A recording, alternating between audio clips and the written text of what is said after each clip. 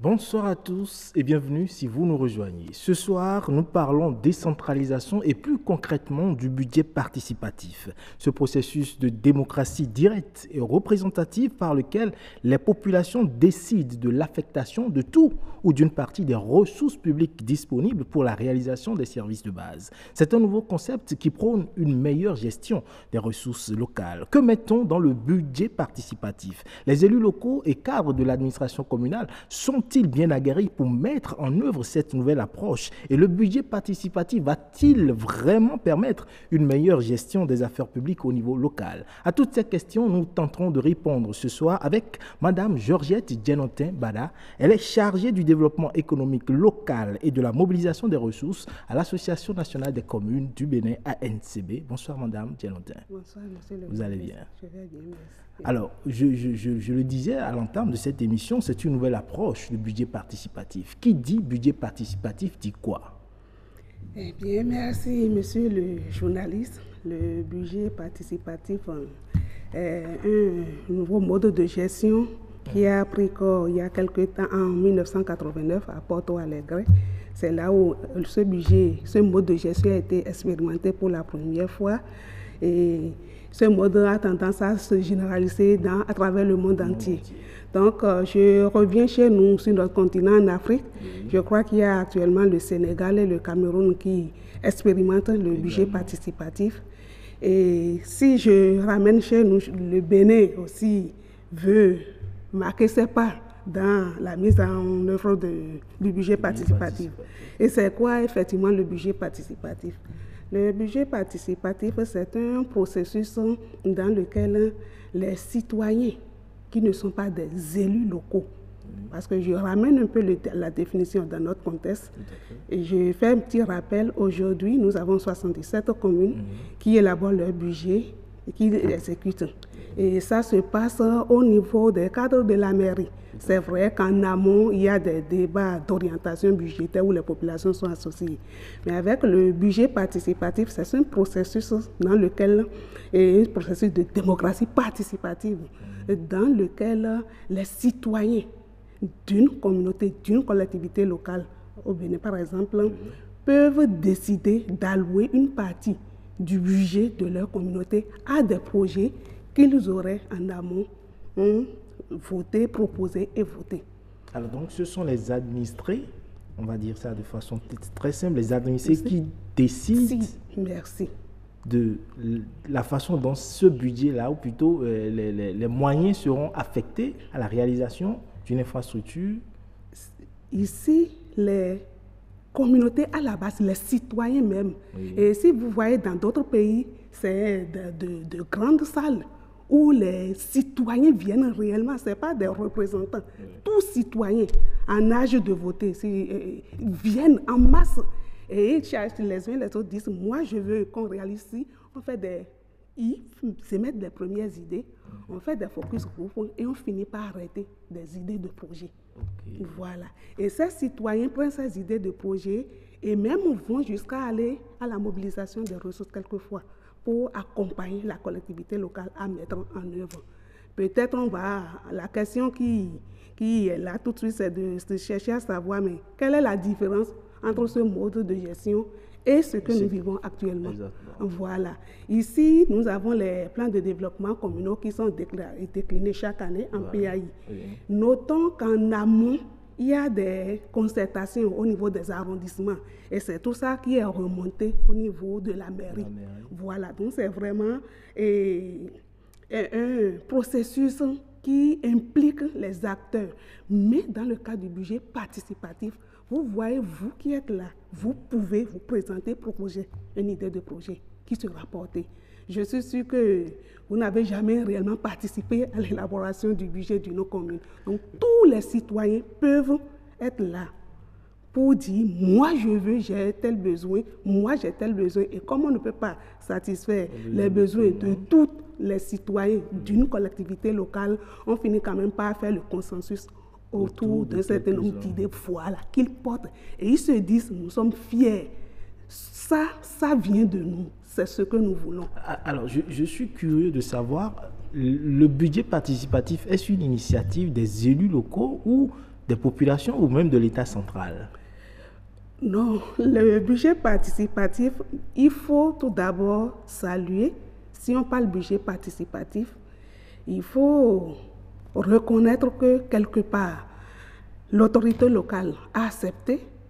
Et comme le niveau local doit rester en adéquation avec tout ce qui se fait au niveau central, donc on doit également pouvoir remercier le niveau central. Donc c'est pour se dire que oui, s'il y a budget participatif, il y a la volonté des citoyens de voir clair dans la gestion des biens publics locaux, dans la gestion des finances publiques locales, mais il faut que l'autorité communale aussi accepte la chose. Alors, en quoi est-ce que le budget participatif est une condition indispensable pour le développement d'une commune? Je voudrais... Parce que, qu'on le veuille ou non, avant, il n'y avait pas le budget participatif et évidemment, les élus locaux réalisaient des infrastructures de base pour les populations. Alors, c'est quoi la différence de façon concrète? Merci beaucoup, monsieur le journaliste. J'allais dire, le budget participatif est un choix. Un choix que les autorités communales vont faire. Parce qu'il y a des conditions que chaque commune doit remplir avant d'aller réellement à la mise en œuvre du budget participatif sur son territoire. Voilà, c'est que pour faire plus simple, tant l'État central a concédé une certaine partie de ses compétences aux collectivités locales.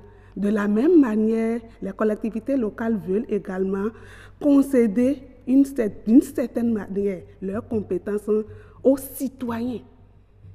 C'est vraiment le principe de subsidiarité, comme on le dit, rapprocher la chose locale vraiment des citoyens. Des citoyens, et bon, vous n'êtes pas sans savoir qu'il est quelquefois reproché aux autorités communales que les besoins des citoyens ne sont réellement pas pris en compte. Je crois que le budget participatif va régler cet état de choses et ça va également, peut-être que j'anticipe déjà sur les points à venir, faciliter. Les questions de redevabilité seront plus simples.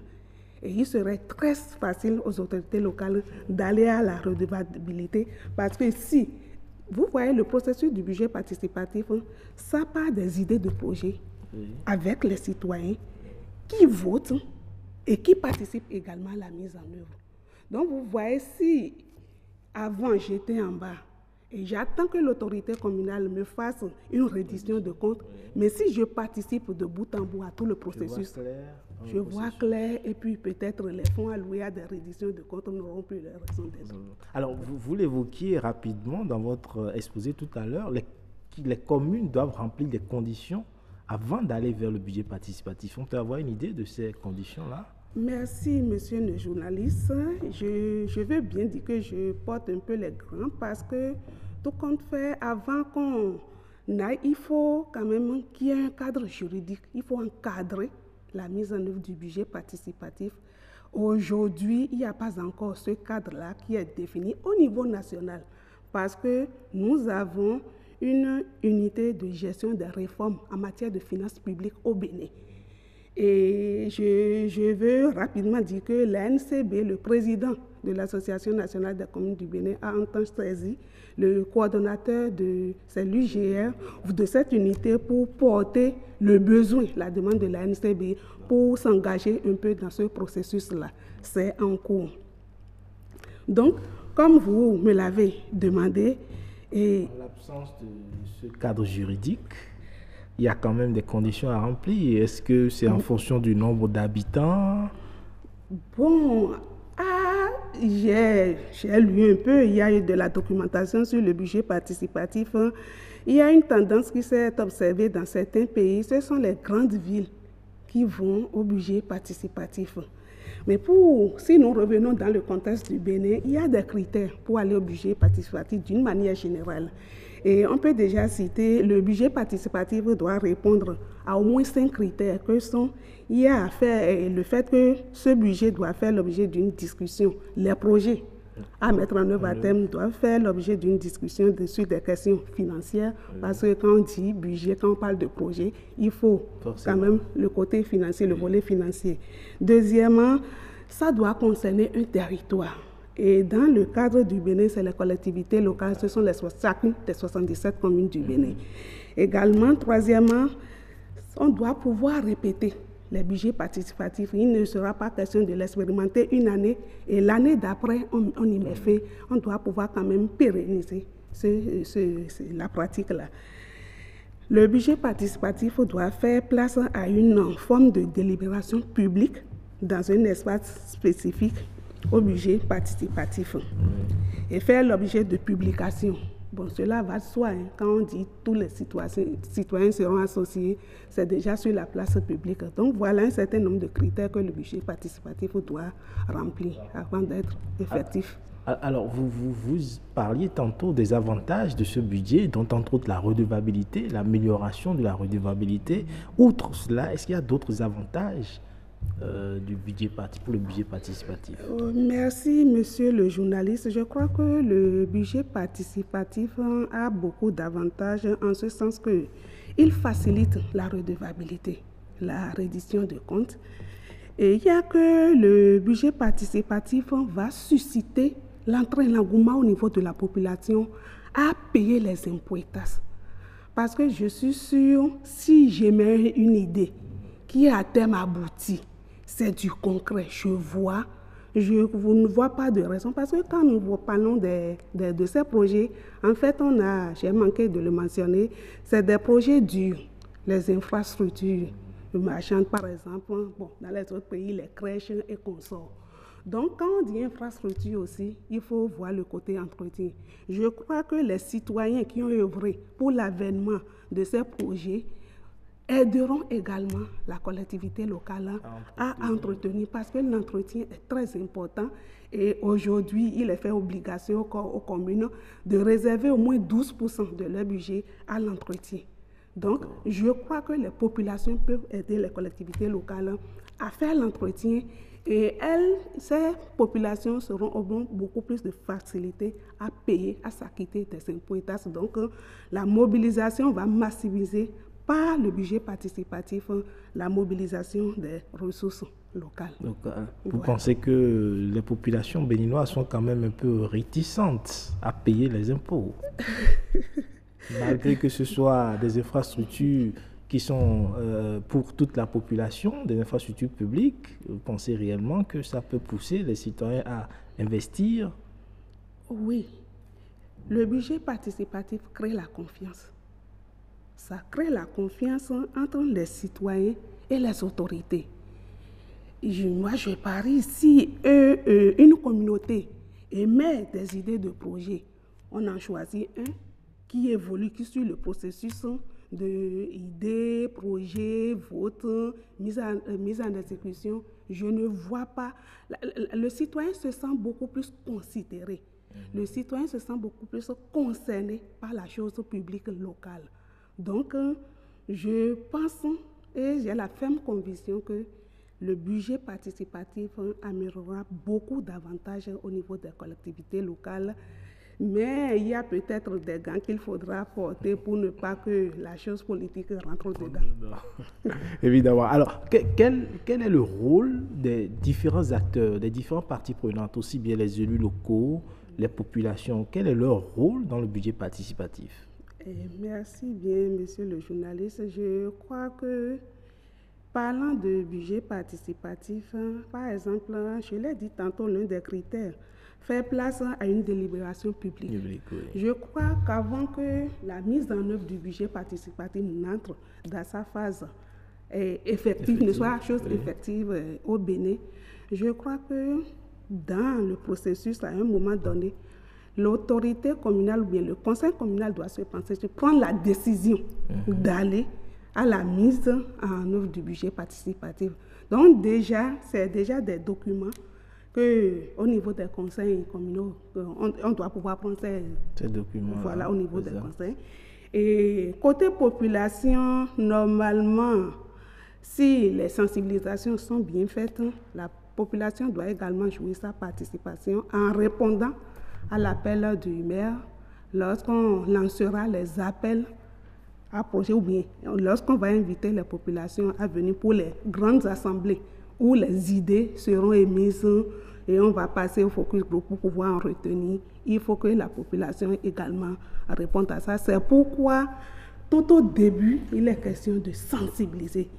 Et je crois que la question de la sensibilisation n'est pas qu'au niveau, c'est vrai, aujourd'hui au Bénin, c'est au niveau des collectivités locales, il y a quand même la société civile qui est sur le terrain, très dynamique actuellement, qui sensibilise les élus locaux pour la chose. Il y a que la population aussi doit être sensibilisée. Sinon, on va en parler, ça restera lettre morte. Donc, s'il y a la sensibilisation, je crois que nous avons tout à y gagner. Tout à y gagner. Mais quand le budget participatif est mis en œuvre, est-ce que le citoyen, c'est vrai qu'il est du début jusqu'à la fin de la chaîne, mais de quels moyens dispose-t-il pour interpeller le maire sur la façon dont le projet est en train d'être mis en œuvre? Est-ce qu'il peut adresser une lettre comme cela se fait à l'Assemblée où on adresse un courrier pour demander des questions? Est-ce que c'est de cette façon que cela se passe? Merci beaucoup, monsieur le journaliste. La mise en œuvre du budget participatif fait appel aux nouveaux moyens de communication, les civic tech, qu'on appelle communément, c'est des techniques de communication via le net. En fait, c'est ça. Et je puis déjà vous dire que la NCB prépare très bien le terrain. Avec l'aide de son président. Oui. Actuellement, il y a un projet à la NCB, Cité.bj, qui quand même déjà balise la voie en créant déjà au niveau d'un certain nombre de communes cette plateforme de communication. Donc, il faut, c'est un tout. C'est un tout. Et si dans la littérature, dans tous les pays où on a parlé de budget participatif, ces civic-tech sont développés. Et l'ANCB est actuellement sur le terrain et met déjà en place ces plateformes-là. Vous parlez des nouveaux moyens de communication, mais quand on sait que dans des communes, il est difficile d'avoir accès au téléphone, smartphone, d'avoir accès à Internet, ça pose problème. Bon, merci, merci, monsieur le journaliste, c'est tout à fait vrai, mais il y a eu des avancées. Avouons qu'il y a eu des avancées. Et même si officiellement, peut-être au niveau de la commune, il n'y a pas cette possibilité, il y a forcément le secrétaire général, un adjoint ou bien un cadre de la commune qui dispose de ces moyens et on communique. Vous savez qu'aujourd'hui encore, certaines communes ne disposent pas de site internet et que la participation citoyenne passe aussi par le regard qui sera jeté. C'est tout à fait vrai. Et il y a aujourd'hui sur la table de l'Association nationale des communes du Bénin des besoins venant des communes pour la création de ces sites internet. Et nous avons de la compétence en interne et pour ça se fait. C'est que les mêmes bras ne peuvent faire agir en même temps. Voilà, dans plusieurs communes, sinon ça se fait progressivement.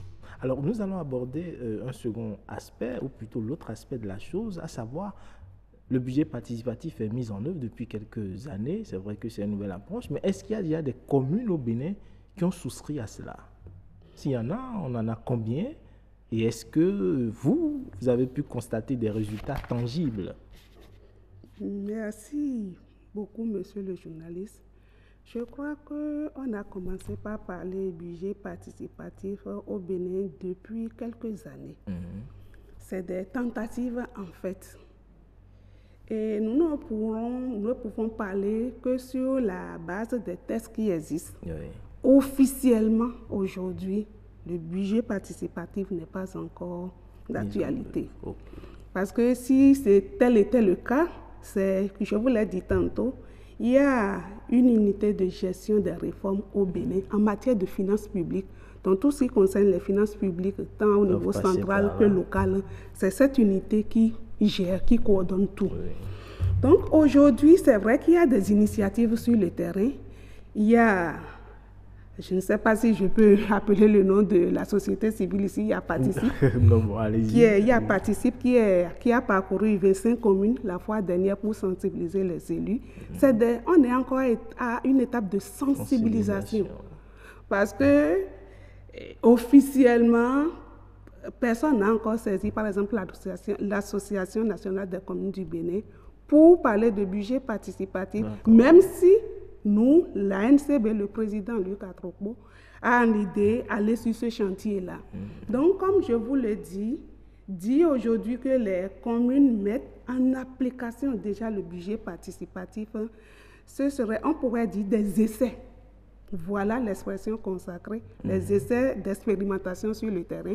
Je sais également qu'il y a également un partenaire, les Allemands, qui l'expérimentent dans un certain nombre de communes. Mais déjà aller de façon à pratique, non, il n'y a pas. On ne saurait parler déjà de bonnes pratiques en la matière, de capitalisation en la matière, on ne saurait aller. C'est vrai qu'il y a déjà des écrits, il y a eu déjà des documentations, de la documentation. Un travail a été fait en amont, pour bien asseoir. Et en cours. Le travail est en cours. Alors, vous avez dit, la société civile travaille à sensibiliser les élus locaux. Ils ne sont donc pas tous bien aguerris pour la chose. Pour le moment, je crois que non. Comme je l'ai dit, toute décision de mise en application de budget participatif doit provenir en principe il y a le ministère de l'économie et des finances, il y a le ministère de la décentralisation, les ministères tutelles et sous tutelle. Les communes sont sous la tutelle du ministère de la décentralisation qui travaille conjointement avec le ministère de l'économie et des finances. Donc officiellement, ce n'est pas encore lancé au Bénin, mais il y a des essais sur le terrain actuellement. Ce qui est sûr, c'est l'ordre normal des choses. Dès que les essais seront concluants, alors on va passer à un niveau supérieur. Et je voudrais profiter de votre canal pour inviter tous les acteurs à une synergie d'action. C'est très nécessaire en ce sens que si on n'y prend pas garde, tout le monde s'y met. Et les autorités au niveau communal sont submergés. Parce que tel acteur vient pour dire je vais parler budget participatif. Très peu de temps après, un autre acteur se présente. Donc je voudrais inviter tous les acteurs présents au Bénin qui ont quand même la volonté d'accompagner les communes dans la mise en œuvre d'un budget participatif, de se mettre ensemble pour que la voix soit unique et pour que les informations soient également uniques. Alors, à quelle échéance? C'est vrai que vous ne pouvez pas le dire maintenant de façon concrète, mais vous dites que les travaux sont en cours. Est-ce qu'on est bien évolué? Est-ce qu'il faudra attendre encore 5 ans, 10 ans avant de mettre en œuvre le budget participatif dans les communes? Non, je ne pense pas. Et à la date d'aujourd'hui, est-ce qu'on pourrait donner une échéance? Je ne saurais trop le dire. Et comme je l'ai dit tantôt, c'est une question de volonté politique qui va partir du plus haut niveau. Parce que prendre une loi, prendre un certain nombre de décisions, même s'il est question de prendre un décret, vous savez, c'est le président de la République. Si c'est un arrêté interministériel, c'est les autorités qui doivent décider de la mise en application du budget participatif au Bénin. Ce serait un plaidoyer que peut-être l'ANCB a commencé par, le président de l'ANCB a déjà commencé par porter. Alors, quand vous regardez, vous avez parlé du Sénégal qui a déjà entamé cette approche-là. Quand vous regardez un peu les résultats au niveau du Sénégal, vous pensez que c'est une approche qui pourrait également porter le Bénin en termes de développement local? Je pense bien. Je pense bien, même si à l'international, il y a eu des initiatives qui, au fil des temps, ont disparu en matière de budget participatif. Vous avez toute action à son côté positif et l'autre côté négatif. Oui. Il y a les deux revers. Donc, c'est une fois, lorsqu'on aura commencé, qu'on pourra mieux appréhender les difficultés. Et c'est pourquoi les essais qui sont actuellement en cours sont à saluer. C'est pour déjà baliser le terrain. Georgette Djelantin-Valla, on est au terme de cet entretien. Merci pour vos précieux éclairages. J'allais y arriver. L'entretien prend fin ici. Merci à toutes et à tous. Le programme se poursuit sur BB24.